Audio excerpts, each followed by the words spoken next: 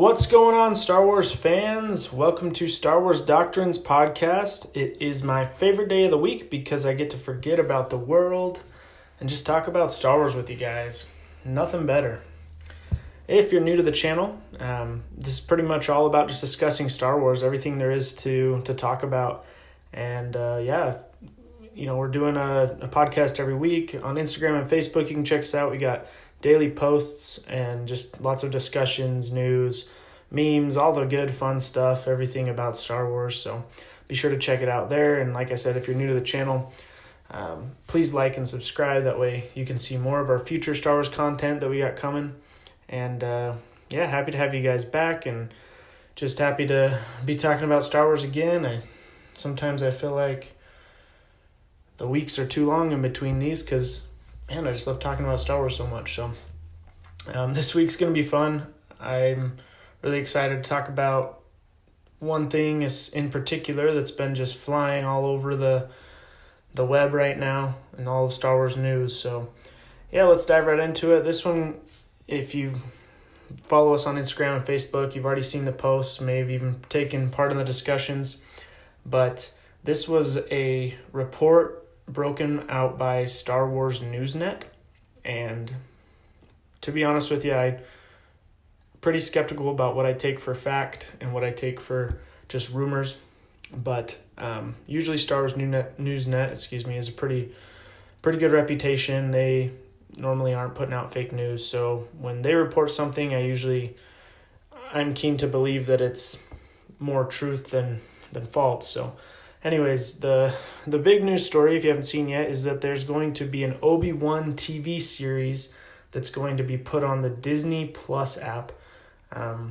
Basically Disney's streaming service that's similar to Netflix. They're going to have all these exclusive shows and stuff like that. We know there's going to be The Mandalorian, the Cassian Andor series, and amidst tons of other rumors of different shows that they have in development supposedly and ideas that they were working on, Kenobi, which, that's just mind-blowing, really. This is some of the best news I've heard in a long time.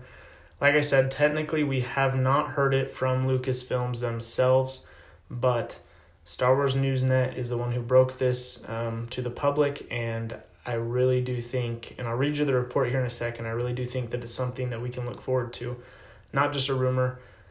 I'll get into why, I guess, in a little bit, but first let me read you guys from the report if you haven't had a chance to read it yet. Here we go.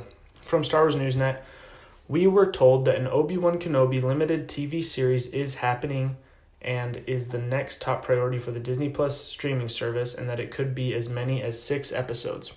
So, limited series, not going to be like a 3 or 4 seasons type of thing. They're talking about maybe 6 episodes. The Kenobi project was initially supposed to be a film, as had been reported several times over the last few years, but everything changed after the disappointing box office performance of Solo: A Star Wars Story.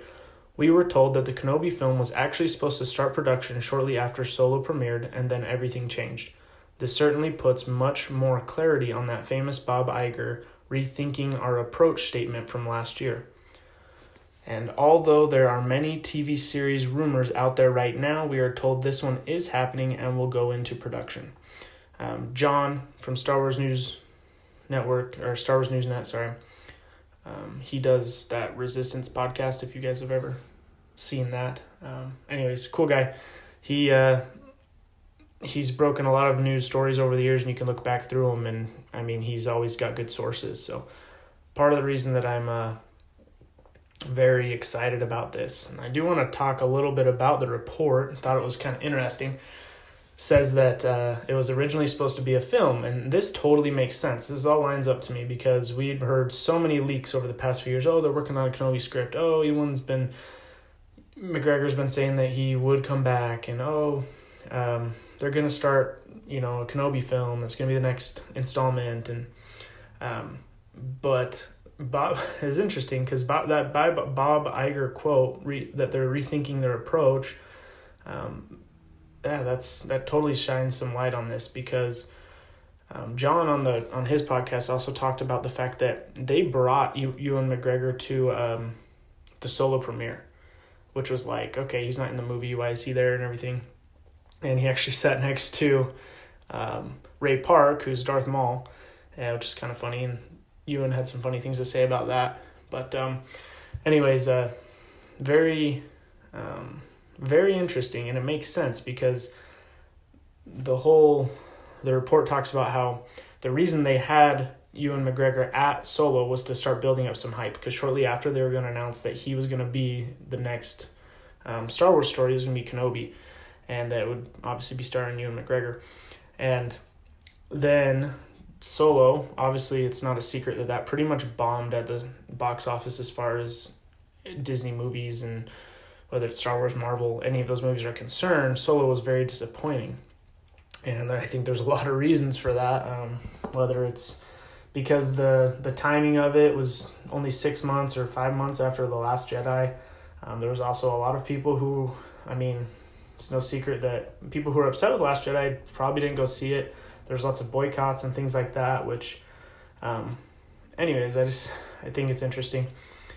The effect that Bob Iger was saying has had on them. They've started to rethink their approach, and instead of making a Kenobi movie like they originally planned, now they're turning it into a TV series because, well, they don't want any disappointing box office things. Maybe they're thinking that this Kenobi series is going to kickstart their Disney Plus, because, personally, like hardcore fans like me, I'm 100% signing up for Disney Plus,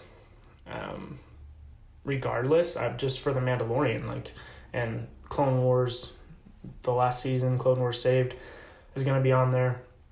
Cassian Andor, I'd sign up for that alone. But that's because I'm a hardcore fan, and a lot of you guys are too. But there's also probably a lot of, meaty, I don't know how to say this, mid-range fans. They're not, super hardcore, see everything, but they're into it enough that, oh, hey, an Obi Wan Kenobi with Ewan McGregor, I liked him, I liked Obi-Wan, yeah, I'll watch that. Okay, now, maybe that's something that's going to get them getting to the entire fan base, people who maybe wouldn't originally have signed up for the Disney Plus. So I do think it's a smart move on that part. Granted, I don't think any of us are oblivious to think that if a Kenobi movie came out, that it wouldn't just destroy the box office, because I guarantee you it would. It wouldn't even be comparable to Solo, a Star Wars story. I know a lot of you guys were commenting that on the comments. But yeah, it's interesting. So it sounds like a lot of the boycotting, a lot of the fans not showing up for Solo actually changed things. I don't know if that's what the goal was for a lot of the boycotters, but to have them take a Kenobi film and instead turn it into a TV series. But it's definitely had effects on Disney and their marketing and how they're thinking of it. We know there's been some statements where they said they're going to kind of throttle back and not maybe put as much Star Wars stuff out as quickly as they originally were planning on it, maybe taking longer gaps in between the movies, which is smart. Personally, I like as much Star Wars as possible. I was fine with one movie a year. I know a lot of people said that's overkill, but I was enjoying it. So the way I look at it is I don't know, any Star Wars to me. I'd rather have a Star Wars movie a year if I could, but then again, at the same time, I would also, if they're going to take 2 years between movies and the movies are going to be more thought out and have better storylines and everything, then yeah, I would definitely take that. But anyways, TV series, it's interesting. If it's going to be 6 episodes, I'm guessing they're 45 minutes to an hour episodes. If you add it up, that's actually more screen time for McGregor than a movie would have been. So, that's kind of cool. There's definitely a bright side to that. If you're wanting to see more Obi-Wan, you could look at it that way. But yeah, no, it's very interesting looking at the marketing of it. The one comment that I keep seeing popping up, guys, is people saying, well, they should have made this the Star Wars story, not Solo. No one asked for a Solo movie. And I just want to address that, because first off, I don't, if you guys saw Solo, there's definitely, it was not perfect. And maybe it was weird seeing someone else as Han Solo other than Harrison Ford. But, Solo was a really enjoyable movie.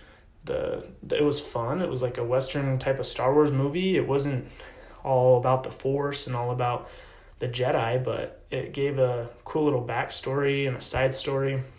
Getting to see the Millennium Falcon, also a wonderful job by, oh my goodness, Donald Glover, Childish Gambino, playing Lando. I think he did awesome. Kira's character was cool. Surprise ending with Maul. I mean, seriously, I want them to make more Solo movies. And I've heard so many people who haven't even seen the movie telling me, well, no one wanted a Solo movie, and Disney just doesn't care about what we want. And I just that just blows my mind, because was Solo top on my list? Of course not.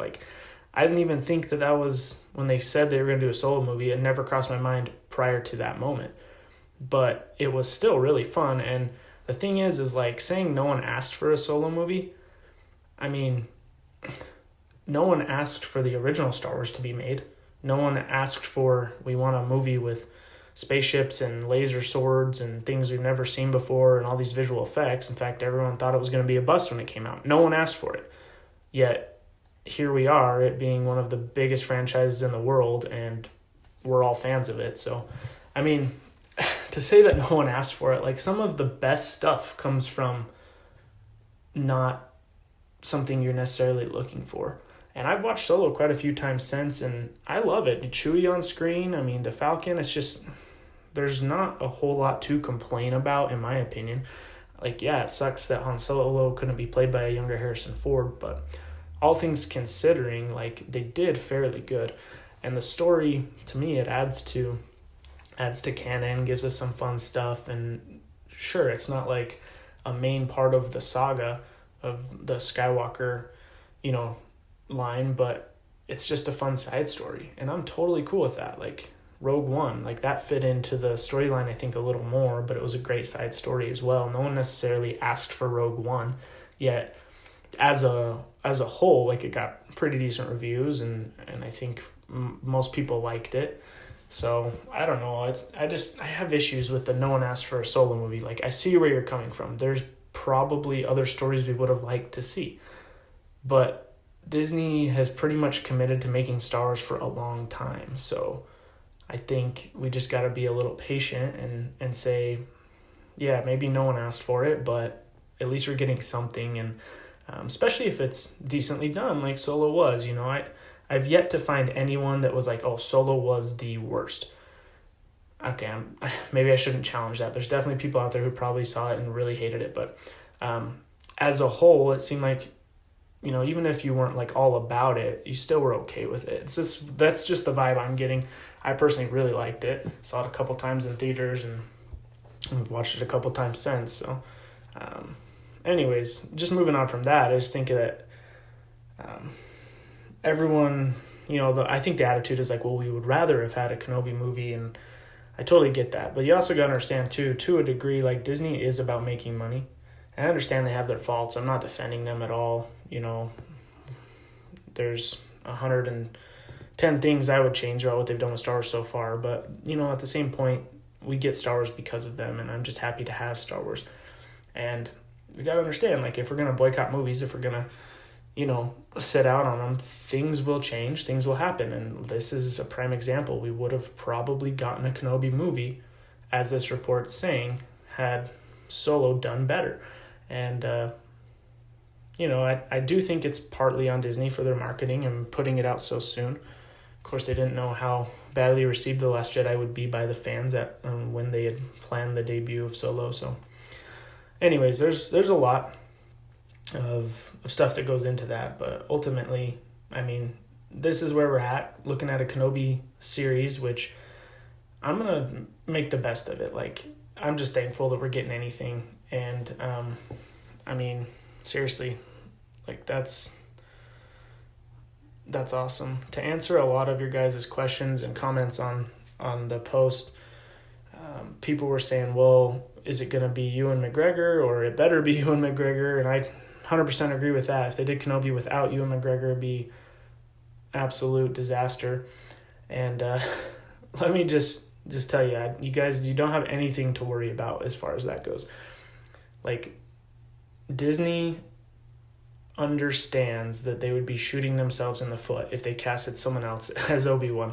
They're not going to risk that, especially right now where they're trying to win the hearts back and the fandom back. I mean, there's no way they would risk it. Number one,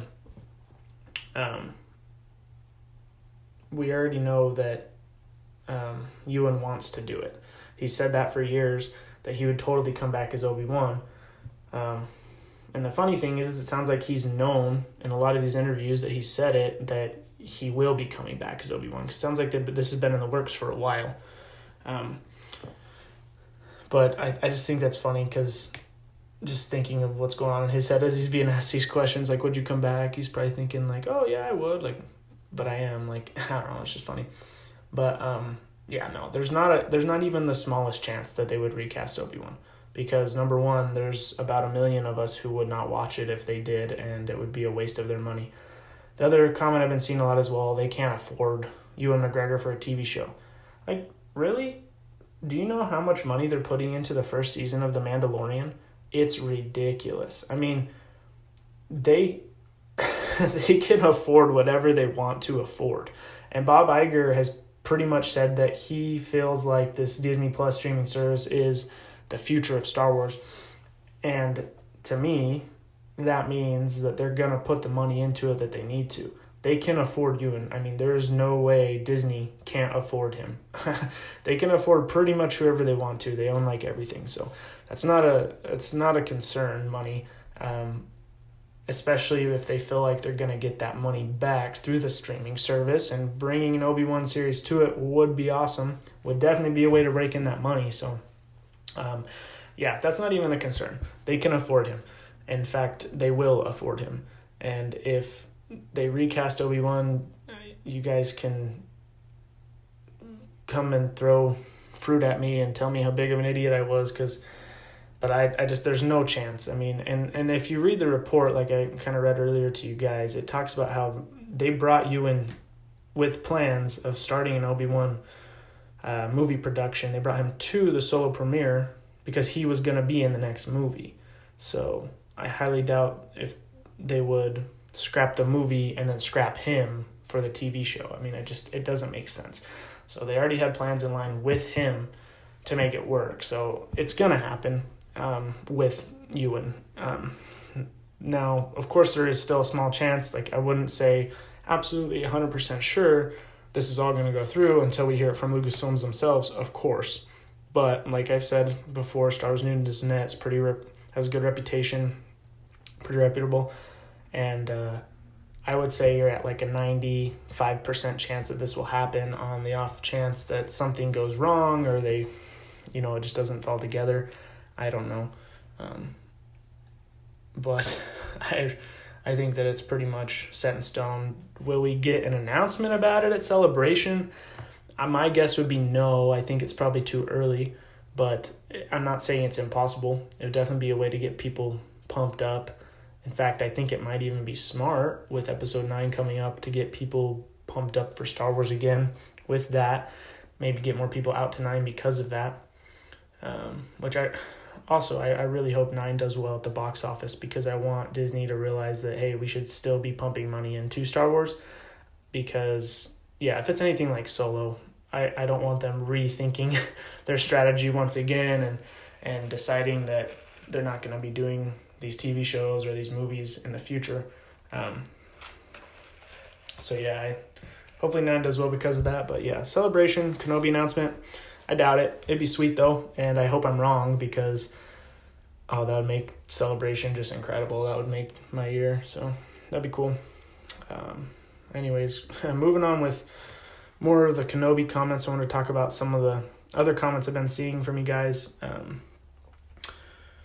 lot of people saying things like, oh, we don't need a Kenobi series because he didn't do anything. He was just sitting on the desert for, 19 years? And I just want to address that a little bit, because, that's 100% not true. And if you think there's no story to be told, there's already been a lot of stuff that's been hinted at and even told through comics and other canon materials. And then not to mention the legends, from the expanded universe, tons of stuff that happened as well. So to say that there's no story to tell, like, that blows my mind, because there's tons of story to tell. Even if you watch Rebels, you know that, we used to think that Kenobi did nothing on Tatooine, and then Rebels showed us actually he met Ezra, and he actually killed Darth Maul, and actually ended up making him a grave and everything. And so to say he was doing nothing, like, even if just from that little clip of Rebels, that's not true. Then there's Legends books. One of the stories I really liked is called, I think it's Sith Lord, Rise of Darth Vader. Yeah. Anyways, I read it a long time ago, but one of the coolest things, if I'm remembering it all correctly, was they show in the book, and this is Legends now, it's not canon, they show how Obi-Wan finds out that Anakin or Darth Vader is still alive. Because remember, like, one thing I think we forget a lot is after episode 3, he thinks he's dead. He thinks Vader's dead. He really feels like, I just chopped his arm and 2 legs off. This guy's lit on fire. He's not making it out alive, obviously. So, he thinks he's dead. And then they show that Obi-Wan's sitting in a cantina on Tatooine. Obviously, he's, not advertising that he's a Jedi or Obi-Wan, and he hears on a radio broadcast them talking about Darth Vader and how he's alive and doing these things, and he's hearing all about him, and that's when Obi-Wan goes, oh crud, he survived. Anyways, I just thought that was a really cool little piece of information that book gave you, and it's just little, but these are little things that they could turn into bigger things, and they could show on screen maybe. Like I said, that's Legends right now, but it would be fun if they explored that, because I'd love to know what Kenobi's reaction was when he finds out that he didn't kill him. Like, it was probably really surprising to him, and now he probably started worrying even more for Luke's safety. So that's cool. The other thing too that I would like to see, and it's because of obviously the Alec Guinness was quite a bit older when he did Obi-Wan, but the 19-year gap, it really, you look at Ewan in episode 3 and then Alec Guinness in episode 4, and there's quite a bit of aging that goes on in those 19 years. And I would just like to see, okay, obviously we can accept that it's just because it's 2 different actors and different times and everything. But if you want to give me an in-universe explanation, I would love that. My idea would be something like the trauma that Obi-Wan's facing is just causing him to age. Like, I really want to see the fact, like, Vader haunting his dreams, and that he's just unsettled and doesn't sleep good, and he's constantly worried about Vader showing up to kill Luke or the Emperor, and feels like he failed his apprentice, and a lot of the kind of the PTSD from the Clone Wars affecting him, because that would be very interesting to me, and to see him and that age him more maybe. Because there's no way, after everything that Obi-Wan's been through, just that scene in episode 3, you were my brother, Anakin, it's emotional, and there's no way that doesn't carry over. There's no way he walks away from that fine. So I want to see more of that. And like I said, these are just little things that I think that they could explore. As far as like what's canon though, there's actually quite a few things from comics and things like that we've seen, just little things though, that, like I said, could be made into big things. One of them is that they talk about Obi-Wan making these journals for Luke, since Luke's uncle Owen doesn't want Obi-Wan near him. He starts writing these trainings down in journals, which we know Luke eventually finds in his hut, and he's putting them into a box that's marked for Luke. And so lots of training, obviously. There's even one like journal entry where Obi-Wan tells us this story about him stopping Jabba the Hutt from collecting a water tax on all the local farmers during this drought. So he had some experience with the Hutts and with some of these gangsters and stuff while he was on Tatooine. He wasn't just sitting around the entire time. And this is just one little story, so there's obviously millions of options. And then there's like another story where he protects young Luke from some of Jabba's thugs, these gangsters who Jabba sent out, and they actually attack Luke, and Obi-Wan saves the day and brings Luke back to Uncle Owen. So there's definitely lots of cool things, and Luke ends up not remembering it because I think he was knocked out when when Obi-Wan showed up. But oh yeah, and then not to mention like the fact that at the end of episode 3, Obi-Wan gets broken the news that, hey, Qui-Gon's back from the dead, we can hear his voice, and I'm going to teach you how to communicate with him, says Yoda, and I have more training for you on Tatooine. So that right there tells us like, hey, he's doing something. I would love to hear Qui-Gon's voice talking with Kenobi and see some of the training that he gives him, and Obi-Wan learning about how to become one with the Force and preparing for when he does become one with the Force, and just the training that Qui-Gon gives to him and the knowledge that we could learn about the Force through Qui-Gon, and him talking with Obi-Wan would be really cool. There's lots that they could expand on as far as that goes, which gets me really excited.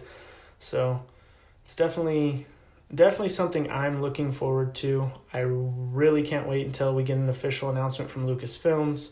Just want to reiterate, Star Wars Newsnet really is putting pretty much all the reputation out there saying this is going to happen. We know there's lots of rumors, because there is. If you've paid attention to a lot of rumors, they've talked about that in all the writing and just coming up with ideas. They've come up with storylines for a Phasma TV show, what was some of the others? Blanking off the top of my head. Darth Bane, which I think would be awesome. Someone joked about a Rose Tico one, which, goodness, I sure hope not. Nothing against the actress of Rose, but the character of Rose, like, that wouldn't be a TV show that I'd be interested in. Anyways, there's lots of rumors that are going around right now, and Star Wars News didn't acknowledge that, and they said, hey, we know there's a lot of going on right now. Those ones are definitely just kind of ideas being tossed around, but the Kenobi one is actually going to go into production. So anyways, if they're willing to put their reputation on it, I'm willing to take it for what it's worth and ride with it, because I'm excited for it. I think it's only a matter of time before Lucasfilm breaks the news officially to us, and we get to learn a little bit more about it and see Ewan talking about it. So yeah, I'm pumped. Hope you guys are too. And yeah, so that's about all on the Kenobi thing. Moving on here to something else we talked about on social media this week was another survivor of Order 66, Opa Rancisis. If you can't picture him, he's the guy who kind of looks like a snake. He's the snake dude. He's on the council, and he apparently survived Order 66. So apparently this is something that was in the Darth Vader comics. This isn't necessarily news. I just know that it's something I came across I want to share with you guys, because I know not everyone's read the Darth Vader comics. They are awesome, by the way. This is just something I thought would be fun to share. But yeah, so Opa Rancisis apparently survived Order 66. They talk about it because Vader's being told, hey, we found another survivor. But that's really where it leaves us. We don't necessarily know anything past that, like how he survived or how much longer he's going to survive. But it's definitely out there, and it makes you wonder if they're going to explore it in future comics, or if... I don't know. It was just kind of a random little Easter egg, like, hey, by the way, this guy's alive. So anyways, and to address, so one of the comments I got was that one guy, 6264, he said, no, he died before 66 in the comics. So I just wanted to clear that up. Those were the Clone Wars Omnibus comics, and they were done pre Disney takeover buyout. Those were just like, I guess, legends. Now they're not canon anymore. So kind of funny that Oppo died in comics in the past, and now they're saying, no, he didn't die. He actually lived. In fact, he's still alive after the Jedi Purge. Or, I mean, I should say Order 66. We don't know how much longer he's going to survive past that. But hopefully we'll get to see more. It's interesting. They've really brought a decent amount of Jedi into the fold that have survived Order 66. And I'm not sure how I feel about that. I think it's cool because Vader and his Inquisitors probably had people they had to hunt down. Obviously, in a matter of a day or two, they weren't going to kill all the Jedi.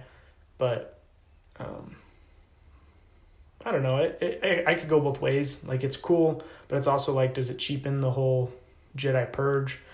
But I mean, still tons of people died, so it's not. I don't know. I don't think it cheapens it, I guess, now that I think about it. But it is interesting. Hopefully, we'll get clarification on what he's doing, and maybe see an Inquisitor or hopefully Darth Vader hunt him down and get to fight him. That'd be really cool. So, yeah, and then the last thing I want to talk about today, guys, was the Phantom Menace's 20th anniversary. So pretty cool. If you didn't know, Star Wars Celebration announced a panel specific to the 20th anniversary of Episode 1, Phantom Menace. Crazy. It came out on May 19th of 1999. Also, just wanted to thank you guys. This post has become our most liked post, so that was kind of fun. Let's see, what's it at now? It's like, I think 2,911 likes right now. So thank you guys for the support. Like, nothing makes me happier than seeing that love. I just appreciate it a ton. I know I expressed that before, but seriously, you guys are awesome. Makes it so much more fun and worth it doing all this. So, but yeah, so it's gonna get its own panel at Celebration. Well deserved. I mean, this movie, take it for what it is.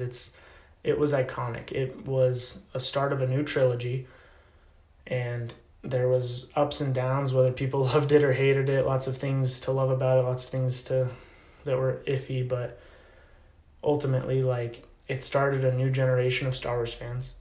It brought a backstory to the originals, and I just think it's really cool to celebrate that. So I'm glad that they're giving its own panel to it.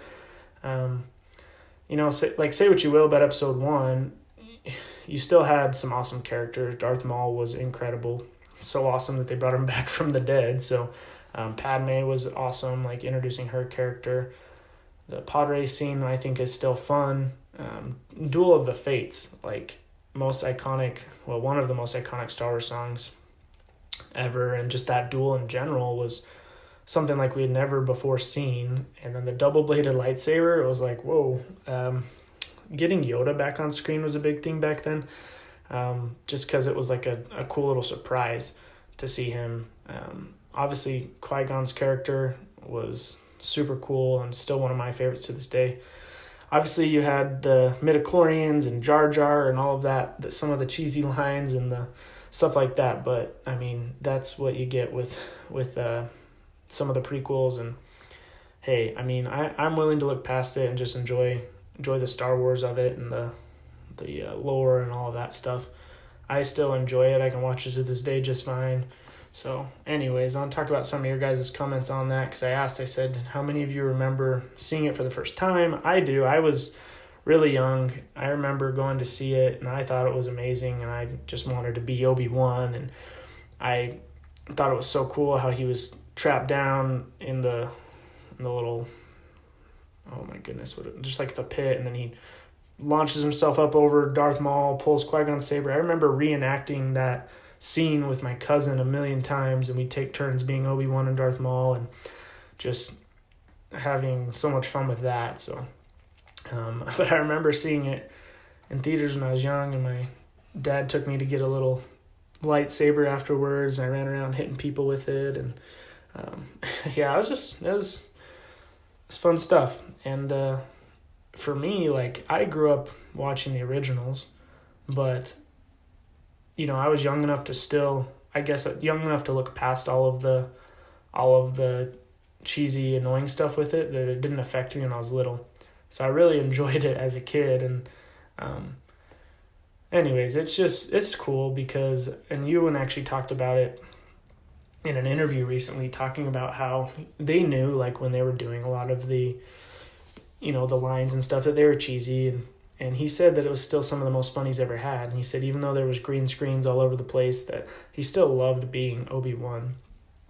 And he talked about how he realizes now that on social media, the prequels get a lot of love, and I think it comes down to the memes of it. Obviously, there's lots of prequel memes, and that's huge. But you've got a younger generation who grew up with these movies being their introduction to Star Wars, and you've seen that shift a little bit now, where they are the ones who are on social media talking about Star Wars, and they liked these movies. So Ewan talked about that, and he said, I really appreciate seeing that love. I'm enjoying the fact that my character and a lot of the prequel movies that I had so much fun doing are starting to be appreciated, Whereas when they first came out, he felt like they just weren't. And obviously that makes sense. So it's cool to hear his take on that. But it's interesting, and it makes you wonder too. There's probably a generation who are going to grow up on the sequel trilogy, and a lot of the people who don't like that, like the sequel trilogy, maybe 10 years, 20 years from now, you're going to have an adjustment where you see people online talking about how much they love the sequels. So anyways, it's just interesting. Different generations, and we all love the same thing, Star Wars, but it's funny to see the different opinions and clashing. But anyways, moving on to some of your guys' comments. Dan Scartier Jr., sorry if I say that wrong, but it says, I saw it in Utah for a surprise birthday gift from my then girlfriend, now wife. There's a reason I married her. The force was strong. So I thought that was really cool. Just a fun little comment.